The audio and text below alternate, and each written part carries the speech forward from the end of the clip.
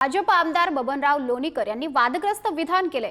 नरेंद्र मोदीजींचे अंधभक्त म्हणणारे कट्ट्यावर बसणारी कार्टी, कुचरवट्यावर बसणाऱ्या कार्ट्याच्या आईचा पगार बबनराव लोणीकर करतो। तुझ्या अंगावरले कपडे आणि चप्पल आमच्या सरकारची आहे। तुझ्या बापाला पेरणीला 6000 रुपये बबनराव लोणीकराने दिले।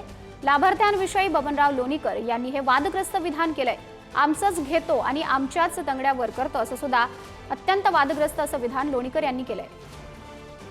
कुचरवट्यावर बसलेले ते 5-6 काटे 10 काटे असतात, त्याच्या माईचा पगार बबनराव लोणीकरनं केला, त्याच्या बापाचं पेन्शन बबनराव लोणीकरनं केलं। नरेंद्र मोदीजींनी 6000 रुपये तुझ्या बापाला पेरणीला दिले। तुझ्या माईच्या, तुझ्या बहिणीच्या, तुझ्या बायकोच्या नावावर लाडक्या बहिणीचे पैसे आले। तुझ्या अंगावरचे कपडे आमच्या सरकारचे, तुझ्या पायातला बूट चप्पल आमच्यामुळं आहे, तुझ्या हातातलं ते डबडं मोबाईलचं आमच्यामुळं आहे। अरे आमचंच घेतो ना, आमच्याच तंगड्यावर करतो, आम्हालाच बोलतो, चुकीचं लिहितो। नशीब ते आता एवढंच सांगायचे बाकी आहेत महाराष्ट्रातल्या जनतेला। या महाराष्ट्राचा जन्म सुद्धा नरेंद्र मोदीमुळेच झाला। महाराष्ट्राला मुंबई नरेंद्र मोदीमुळेच मिळाली। 11 कोटी लोकांचा जन्म मराठी हा मोदीमुळेच झाला। या राज्याची जनता स्वाभिमानी आहे, ती लाचार नाही।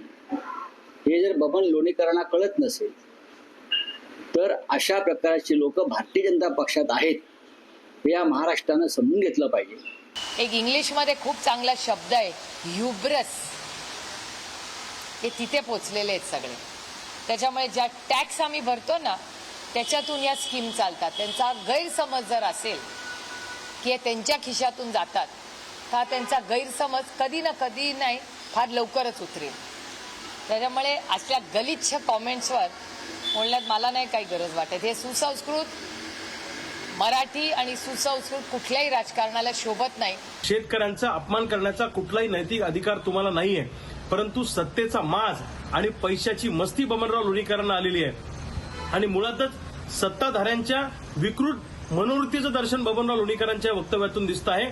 शेतकऱ्यांची माफी बबनराव लोणीकरांनी मागितली पाहिजे। तर बबनराव लोणीकर यांचं वक्तव्य चुकीचं असल्याचं मुख्यमंत्री देवेंद्र फडणवीस यांनी म्हटलंय।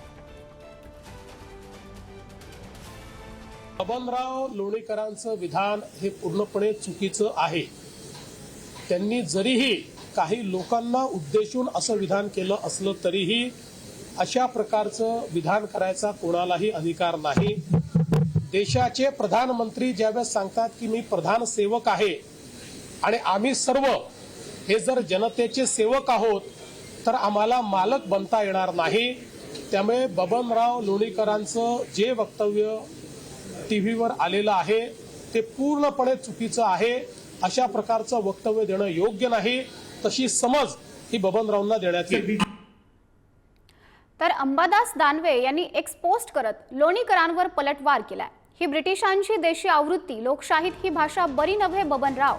तुमचे कपडे बूट या जनतेमुळे, आमदारकी जनतेमुळे, तुमच्या गाडीतील डिझेल जनतेमुळे, तुमचे विमानाचं तिकीटही जनतेमुळे, नेतेगिरी जनतेमुळे, विधानसभेतील स्थानही जनतेमुळे। अंबादास दानवे यांनी केलेलं ट्विट आपण पाहूया की ब्रिटिशांची देशी आवृत्ती, लोकशाहीत ही भाषा बरी नव्हे बबनराव, कारण तुमचे कपडे बूट या जनतेमुळे, आमदारकी जनतेमुळे, तुमच्या गाडीतील डिझेल जनतेमुळे, तुमचे विमानाचं तिकीटही जनतेमुळे, नेतेगिरी जनतेमुळे, विधानसभेतील स्थान जनतेमुळे। यांचे हे बोल लक्षात ठेवा, निवडणूक येते आहे।